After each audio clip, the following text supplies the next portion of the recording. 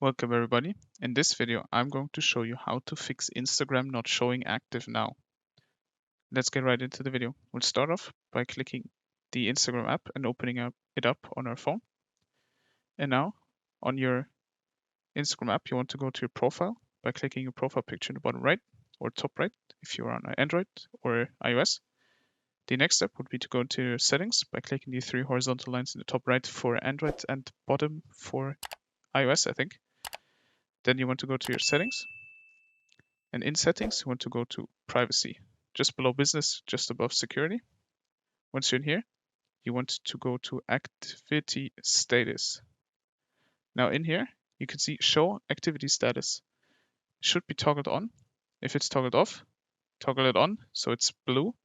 And this way you should fix Instagram not showing active now. That's all you gotta do. I hope this video helped you out. If you have any questions, leave them in the comments below. Please subscribe. See you in the next one.